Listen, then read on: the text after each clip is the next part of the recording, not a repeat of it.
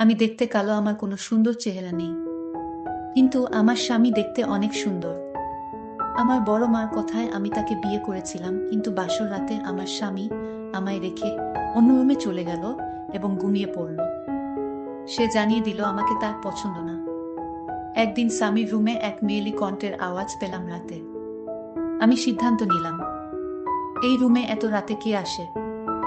আমার স্বামীর রুমে তো আমার স্বামী একা থাকে, তাহলে রাতে কিসের শব্দ আসে এই রুম থেকে? আমি এই রহস্য বের করার জন্য আমি প্রতিদিন রাত সজাগ থাকি। একদিন রাতে রুমের ভিতর থেকে দরজা লক করতে ভুলে যায় অমিত। তারপর আমি দরজা দিয়ে রুমে ঢুকেই যা দেখলাম তা দেখে মনে হলো আকাশ আমার মাথার উপর ভেঙে পড়ল। আমি রীতা, আমি এতিম।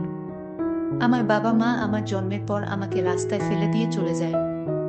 বড় বাবা আর বড় মা রাস্তা থেকে আমাকে কুড়িয়ে আনে।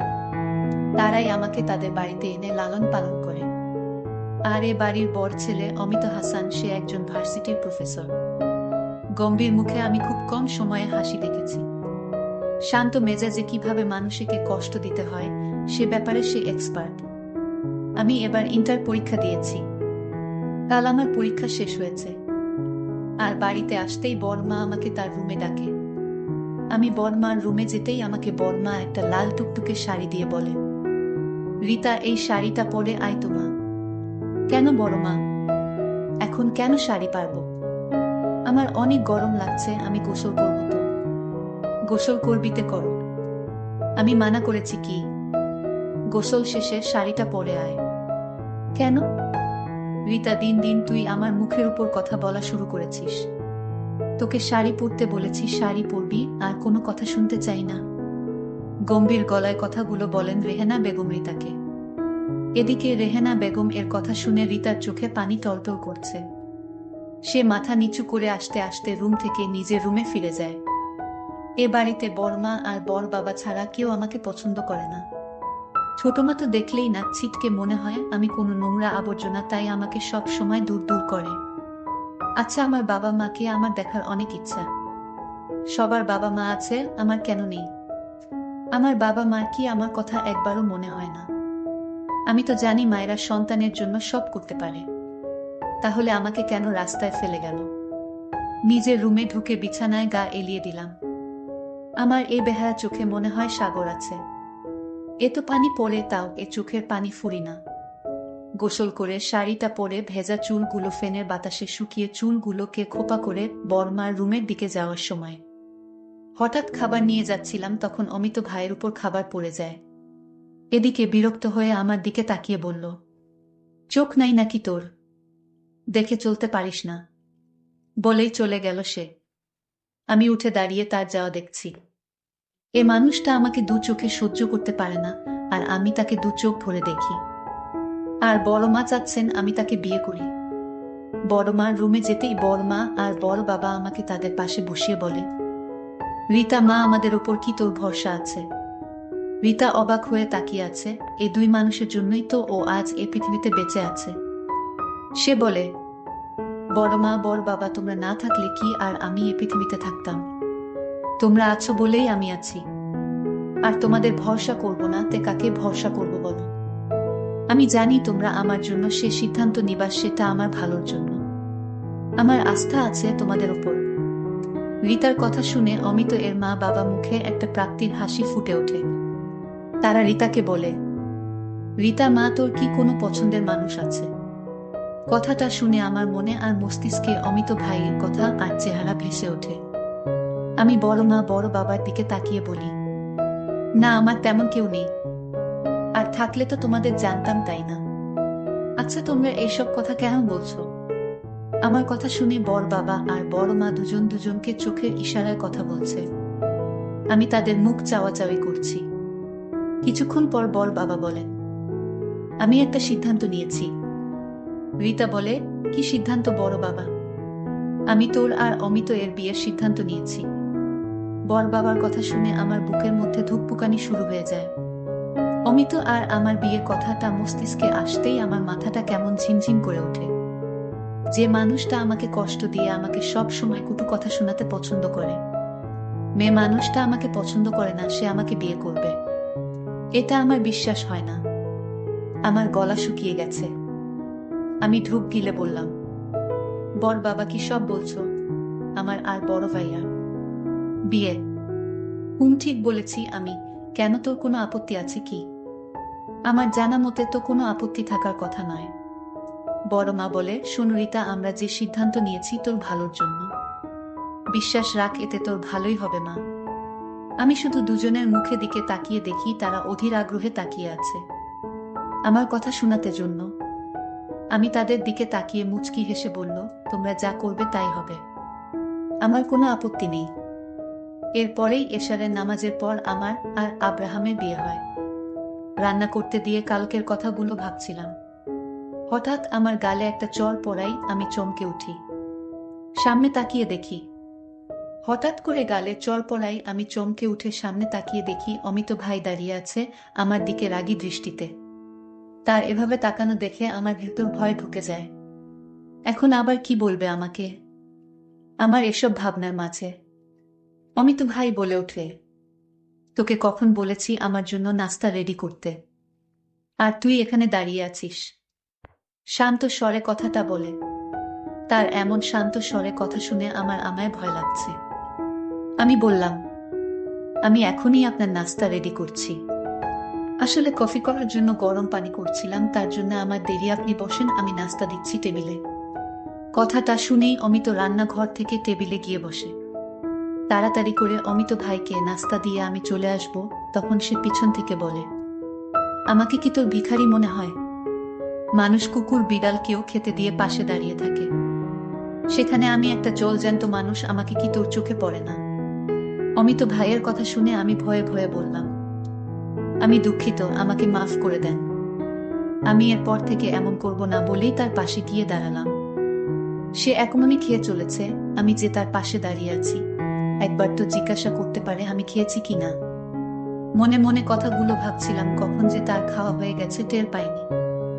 বড় মার ডাকে আমার ঘোর কাটে। কি রে রিতা, ওখানে দাঁড়িয়ে আছিস কেন? আর নাস্তা করবি কখন? অনেক বেলা হয়ে গেছে, তাড়াতাড়ি নাস্তা করে নে। বড় মার দিকে তাকিয়ে মুচকি হেসে বললাম, করে নিচ্ছি। তোমরা নাস্তা করছো? আমাদের সবার নাস্তা করা শেষ, তুই শুধু বাকি। তাড়াতাড়ি খেয়ে নে। দুপুর 1টা বাজে। দুপুর খাবার সব রান্না করে টেবিলে রেখে দিয়েছি, যার যেটা প্রয়োজন সে নিয়ে খাবে। আমার শরীর আর চলছে না। কাল রাতের মারের ব্যথায় আমার পুরো শরীর ব্যথা করছে। কোনো রকমভাবে বিছানায় শুয়ে পড়লাম। মনে হচ্ছে জ্বর আসছে, কেমন যেন ঠান্ডা লাগছে। দুপুরে খাবার টেবিলে সবাই একে একে বসে পড়ছে খাবার খাওয়ার জন্য, কিন্তু রিতাকে দেখতে না পেয়ে রেহেনা বেগম বলে, কি হলো, রিতা আসেনি এখনো খেতে? রেহেনা বেগম এর কথা শুনে রেহেনা বেগম এর যা মিমি বেগম মুখ বাঁকিয়ে বলে, ও আসেনি তো কি হয়েছে? ওর জন্য কি আমরা না খেয়ে থাকবো নাকি? আমি কখন বললাম রিতা না এলে আমরা খেতে পারবো না? বলনি, তাহলে অপেক্ষা করছো কেন? ওই মেয়ের জন্য। বলেই তিনি খাওয়া শুরু করে। সবাই খাওয়া শুরু করে, রেহেনা বেগম এর মনটা কেমন করে রিতার জন্য। তিনি খাওয়া শেষ করে রিতার খাবার প্লেটে সাজিয়ে নিয়ে রিতার রুমে এসে দেখে রিতা বিছানায় ফ্যান অফ করে কম্বল গায়ে জড়িয়ে শুয়ে আছে। রিতাকে এভাবে শুয়ে থাকতে দেখে তার কপালে ভাঁজ পড়ে। সে খাওয়ারটা টেবিলে রেখে রিতার পাশে বসে মাথায় হাত দিতেই চমকে উঠে, ওর পুরো শরীর জ্বলে পুড়ে যাচ্ছে। তিনি তাড়াতাড়ি করে কটা বাটিতে করে পানি আর একটা রুমাল ভিজিয়ে রিতার কপালে রাখে। তারপর তাড়াতাড়ি করে নিজের রুমে গিয়ে জ্বরের ওষুধ এনে খাওয়ায়। এভাবে জ্বরপট্টই আর ওষুধ খাওয়ানোর ফলে আস্তে আস্তে রিতার জ্বর কমতে শুরু করে। রাত 8টা বাজে। রিতা বিছানায় শুয়ে মাথা ব্যথায় ভুগছে। মাথা প্রচণ্ড ব্যথা করছে। তার এ সময় মায়ের কথা মনে পড়ছে। তার মা থাকলে তাকে এ সময় একা রেখে কোথাও যেত না। তার মাথায় হাত বুলিয়ে দিত। তার কি খেতে ইচ্ছা করছে সেটা বানিয়ে খাওয়াতো। তাকে মাথায় হাত বুলিয়ে ঘুম পাড়িয়ে দিত। এসব কথা ভাবার সময় বুক থেকে দীর্ঘ শ্বাস বের হয়। এসব ভাবনা যে কখনো পূরণ হবে না। তার যে মা নেই, বাবা নেই, সে যে এতিম। কথাগুলো মনে হতেই সে ডুকরে কেঁদে ওঠে। কেন আর 5টা স্বাভাবিক মানুষের মতো তার জীবন হলো না? এ পৃথিবীতে এতিমদের টিকে থাকা মেয়ে খুব কঠিন। রাতে খাওয়ার টেবিলে বসে আছে, সবাই সাথে রিতাও আছে। সে মাথায় ঘোমটা দিয়ে বসে আছে, সবাই খাওয়া শুরু করে দিয়েছে। এদিকে রিতা ভাত না খেয়ে পানি খেয়ে উঠে পড়ে। তার উঠা দেখে রেহেনা বেগম বলে, কি হয়েছে, খাওয়া শেষ না করে উঠলি কেন? আমার খেতে ইচ্ছে করছে না। রিতার কথা শুনে রেহেনা বেগম বলে, কি খাবি বল, আমি বানিয়ে আনছি। রিতা সবার দিকে তাকিয়ে বলে, আমি কিছু খাব না, কিছু বানাতে হবে না, তুমি খাও, আমি ঘুমাবো। কথাটা বলেই ওখান থেকে রুমে যেতে পিছন থেকে ছোট মা বলে, ঢং দেখে জান বাঁচে না, সারাদিন ঘুমিয়েও নাকি তার ঘুম ফুরাই না, যত সব নেকামি। কথা শুনে রিতা পিছনে আর না তাকিয়ে নিজের রুমে চলে গেল। রাত 1টা বাজে। রিতা বসে বসে পড়েছে। জ্বর কিছুটা ছুটেছে, তাই বই নিয়ে পড়তে বসেছে। এডমিশন এর জন্য কোচিং এ ভর্তি হবে না সে, নিজে যা পড়বে তাই। অয়থা ওর পিছনে কে এত টাকা খরচ করবে, তাই মন দিয়ে পড়ছে সে। পড়তে পড়তে রাত 2টা বেজে গেছে, কখন সে বুঝতেই পারেনি। পড়ার টেবিল থেকে উঠে আয়নার সামনে দাঁড়িয়ে নিজেকে পরখ করে সে তো সুন্দর না দেখতে, উজ্জ্বল শ্যামলা, তার মুখটাও ছোট ছোট, মুখে ব্রণের দাগ। তার মতো অসুন্দর মেয়েকে কি করে এমন সুদর্শন পুরুষ পছন্দ করবে? অভিমান হলেও তুমি আমাকে। তারপর বড় মার কথায় এক পর্যায়ে আমার সাথে অমিত ভাইয়ের বিয়ে দিয়ে দিল। বিয়ের প্রথম বাসর রাতে অমিত ভাই আমাকে বলে, তুই আমার মাকে ভুলিয়ে বালিয়ে কৌশল ব্যবহার করে আমাকে বিয়ে করলি কেন? না অমিত ভাই, আমি আপনাকে বিয়ে করতে চাইনি। আপনার মা আমাকে পছন্দ করে বিয়ে দিয়েছে আপনার সাথে। তুই কি করে ভাবলি তোর মতো এতিম মেয়েকে আমি বিয়ে করব? আমি বাবার দিকে তাকিয়ে শুধু তোকে বিয়ে করেছি। আর তুই কি না চাস এ বাড়িতে রাজরানী হয়ে থাকতে, তা কখনো সম্ভব না। তোর এই আশা কোনোদিন পূরণ হবে না। আমি বললাম, দেখুন আপনার মা আমাকে পছন্দ করে আপনার সাথে বিয়ে দিয়েছে, এখানে আমার কি দোষ? তোর দোষ মানে তুই রাজি হলি কেন? তোর রাজি হওয়াটাই তোর অপরাধ। তোর মতো কালো মেয়েকে আমার বড় করে নিব কি করে ভাবলি? এই কথা বলে অমিত ভাই তার স্টোর রুমে ঘুমাতে গেল। আমি কাঁদতে লাগলাম আর বলতে লাগলাম, হয় আল্লাহ, আমার কপালে কি এই পরিণতি ছিল। কাঁদতে কাঁদতে শুয়ে পড়লাম। হঠাৎ অমিত যে রুমে ঘুমায় সে রুম থেকে কিসের যেন আওয়াজ আসছে, মনে হচ্ছে কোনো মেয়ের শব্দ। আমি অবাক, এই রুমে তো অমিত একা, তাহলে মেয়েদের মতো শব্দ হচ্ছে কেন? আমি ধীরে ধীরে রুমের দরজার কাছে গেলাম এবং দরজায় টোকা দিতে সাহস পেলাম না। কিন্তু আমার একটাই রহস্য খুঁজে বের করতে হবে। স্টোর রুমে কিসের আওয়াজ, এটা আমার জানতে হবে। কিন্তু আমি প্রতিদিন নামাজ পড়ে আল্লাহর কাছে দোয়া করি, আমার স্বামীকে আমার কাছে ফিরিয়ে দাও। আমাকে কালো করে তুমি তো বানিয়েছ, তাহলে তুমি আমার স্বামীকে আমার কাছে ফিরিয়ে দাও। আমি যখন রাতে ঘুমাতে গেলাম, হঠাৎ আবার সেই রুম থেকে আওয়াজ আসছে। সেই দিন হয়তো আমার অমিত হাসান দরজা ভিতর থেকে নক করতে মনে ছিল না, আর তাই আমি দরজায় দিয়ে রুমে গিয়ে দেখি আমার বান্ধবীর সাথে বসে গল্প করছে, হাসাহাসি করছে। আমার বান্ধবী বলতে লাগলো, আমি তোমাকে অনেক ভালোবাসি অমিত, তুমি তোমার কালো ভূতনি বউকে এ বাড়ি থেকে তাড়িয়ে দাও। অমিত হাসান বলছিল, রিতাকে প্রতিদিন মারধর করি, তারপরও বাড়ি থেকে যায় না। আমি যে দাঁড়িয়ে তাদের কথাগুলো শুনছি, সেদিকে তাদের কোনো খেয়াল নেই। আমাকে দেখার আগেই আমি চলে আসলাম। আমি তাদের দৃশ্য দেখে আমার মনকে কোনোভাবেই বোঝাতে পারছিলাম না। আমি কান্নায় ভেঙে পড়লাম। আমার বান্ধবী দেখতে অনেক সুন্দরী, আর তাই তাকে ভালোবাসে। আর আমি দেখতে কালো, তাই আমাকে সে পছন্দ করে না। আমি কালো হয়েছি, এটা তো আমার হাত নেই, উপরওয়ালাই হবে। আর আপনারা কোন ধরনের গল্প শুনতে ভালোবাসেন তা অবশ্যই কমেন্ট করে জানাবেন। সেই পর্যন্ত সবাই ভালো থাকবেন, ধন্যবাদ।